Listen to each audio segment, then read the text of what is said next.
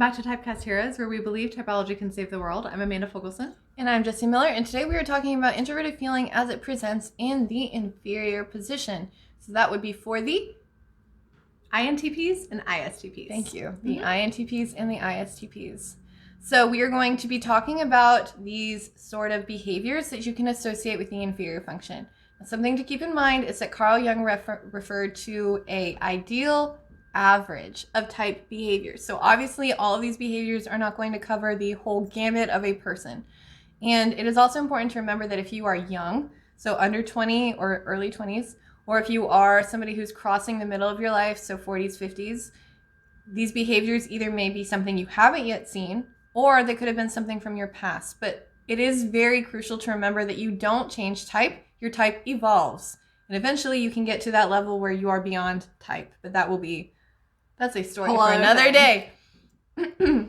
So that being said, in the beginning of each one of our videos, we always start with anyone can be anything. Yes. Now, we truly believe that anyone can do anything and be anything they want to. However, in these particular videos, we are really wanting to focus on the consistencies that we see in the INTPs and the ISTPs, the ones who use FE as their inferior function. And the reason we want to do that is to really show the difference between FE in each placement in the cognitive stack. So it's important that we do bring out those consistencies. It's also important to really, really focus on the motivation behind the behaviors that we're going to be talking about. That is honestly the biggest thing with any of these cognitive functions and the stack is knowing the behavior behind the motivation, the motivation behind the behavior and the decisions you make. Exactly. So we're going to jump right in. So for the inferior function, this is that function that you tend to feel embarrassed about, defensive about, almost accusatory about it at times. And so you can feel... 11 o'clock at night. Okay, so this is the inferior function. This is how you feel. So the inferior function is the function that all types tend to feel defensive about. They can feel sort of embarrassed about it because it's the one that you know you aren't naturally good at. So you've got blind spots where you're not good at things and you don't always know that you're not good at them. The inferior function, you know that you are not good at it. And you feel like you probably should be to an extent. It's also the function that when you are able to fully indulge in it, it's like a vacation from yourself and you can actually really enjoy it if you are doing it in a healthy manner and you're not in a grip or anything like that. So extroverted feeling then, so that's how the inferior function presents. Extroverted feeling, if you could look at it in a vacuum or in a separate, if you could pull it out of the thread of everybody's functions and you could look at it just as itself, the behaviors that it would be presented with is usually relating, understanding, and validating others according to Jungian analyst John Beebe, who is my inspiration of all things. So it is how you relate to others. You are interested in creating a shared emotional experience. And even though it is an inferior function for ISTPs and INTPs, it still is concerned with those things, with the shared experience of all of the people.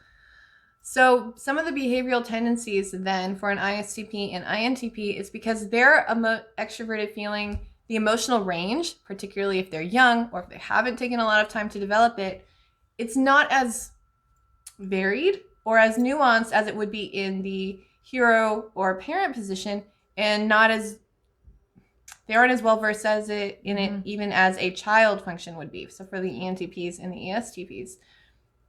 And it's the biggest area of personal growth when you look at the first four functions. The inferior function is where it's all at. So we're going to talk about some of the additional behaviors and struggles.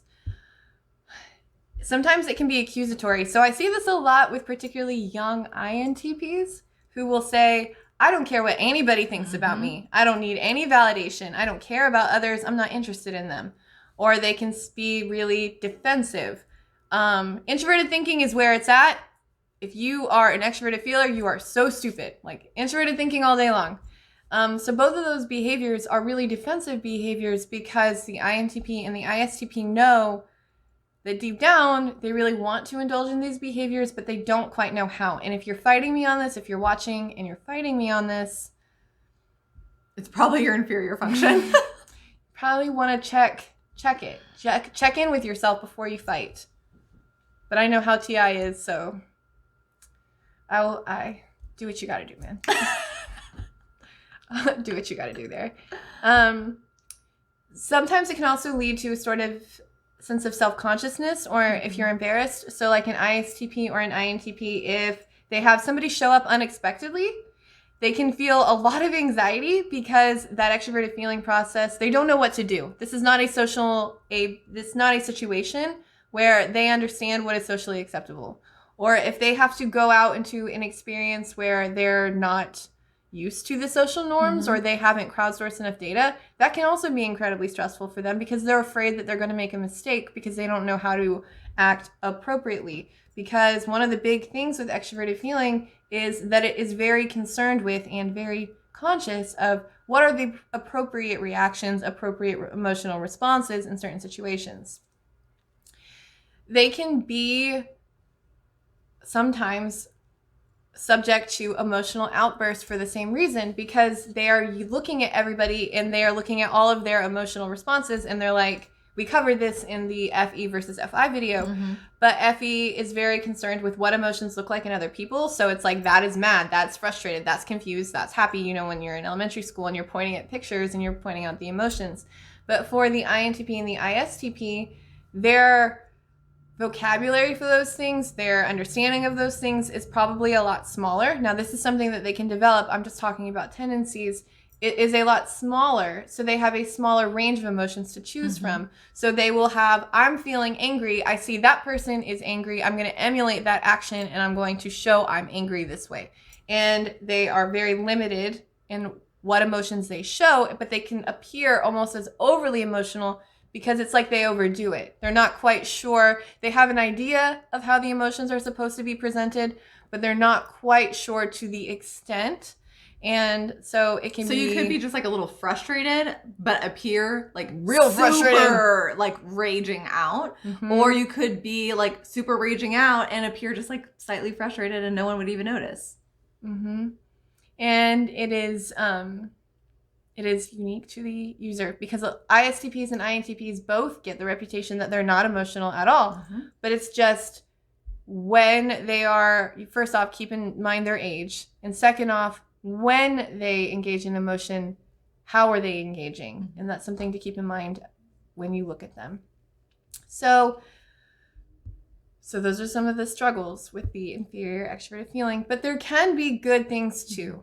ISTPs and INTPs are great thinkers, right? They are introverted thinkers first. They are great at understanding their own logical systems. They are great at arguing all day, every day. And I'm personally somebody who's always been in awe of it because I have a TI child. And so I'm very appreciative, and I enjoy the TI dominance in the world. However, having said that, if you are all TI all of the time, you're not keeping in mind the feelings of the people around you, and that can make you a very lonely person. And no ISTP or INTP, no matter what they say, wants to be lonely.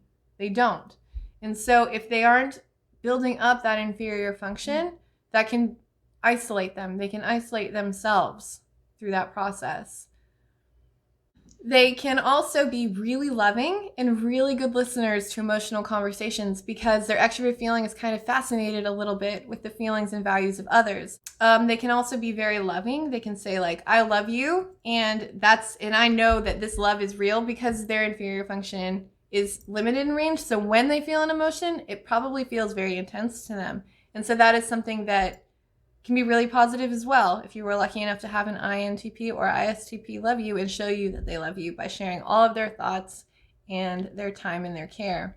So now that we talked about all of the struggles and the benefits with inferior extroverted feeling, let's go ahead and talk about some emotional growth for them. So in any other position in the stack, there's a lot to say about the personal growth and how to tap into it and what it will look like.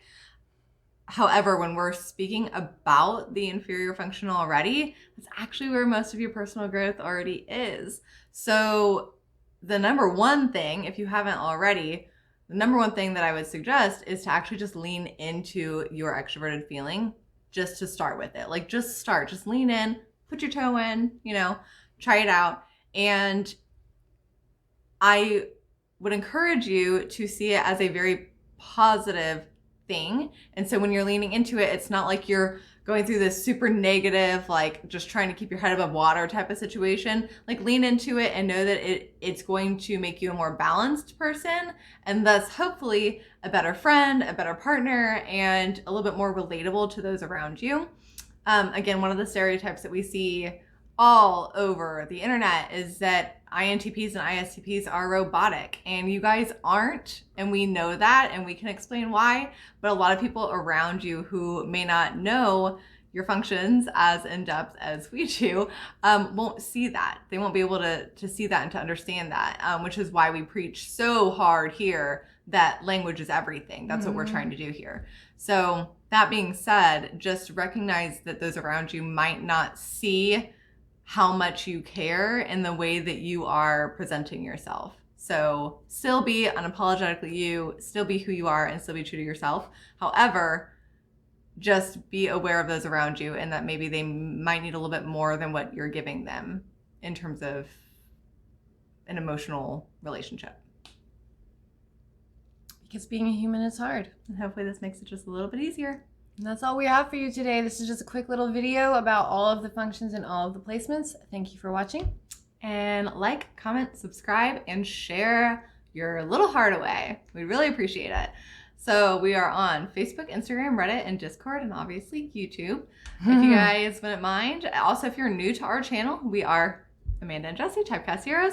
Also, our very first video, the Welcome to Typecast Heroes, is where you can learn all about our project, what TCH is all about, what we're doing, why we're doing it, and just kind of what it means to us. So please check it out, and thank you for all the support. We appreciate it. Bye. Bye. Let's gather around the type fire and sing our type fire song. Our MBTITYPOLOGY song. And if you feel uncomfortable, then know there's nothing wrong.